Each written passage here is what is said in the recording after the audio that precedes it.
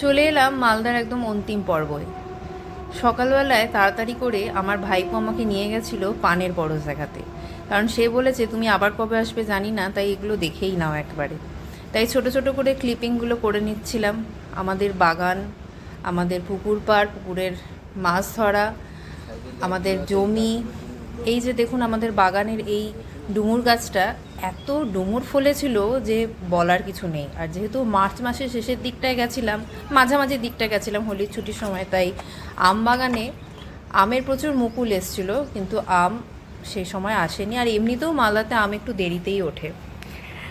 দুপুরবেলায় খাওয়া দাওয়া সেরে আমাদের প্রভু, জগতের প্রভু, আমাদের বাড়ির জগন্নাথ দেব ঠাকুর ঘরে তিনি বিরাজমান, তাকে প্রণাম করে সকলের মঙ্গল কামনা চেয়ে বেরিয়ে পড়লাম মালদা থেকে, পাকুয়া থেকে মালদা যাওয়ার উদ্দেশ্যে।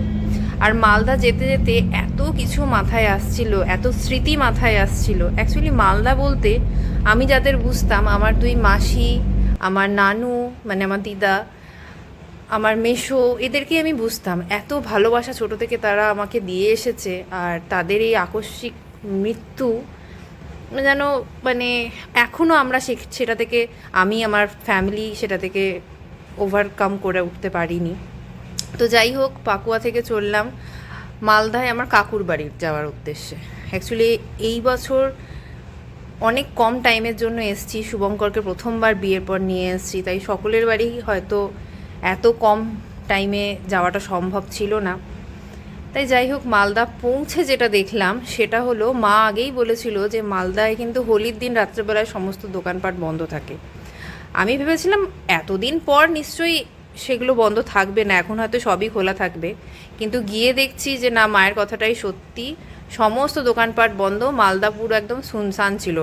যেই মালদা টাউন এত গিজগিজ করে, সেই মালদা টাউন পুরোপুরি সুনসান। আর শুভঙ্করকে প্রচুর স্ট্রিট ফুড খাওয়াবো ভেবেছিলাম, কিন্তু আলটিমেটলি কিছুই খাওয়াতে পারিনি।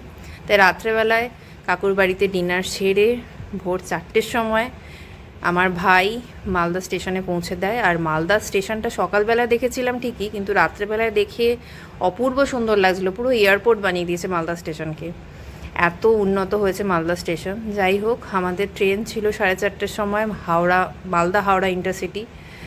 তো এই বছরের মতো মালদাকে এখানেই টাটা জানালাম। জানি না আবার কবে দেখা হবে, নিশ্চয়ই হবে, খুব তাড়াতাড়ি মালদায় আবার আসবো।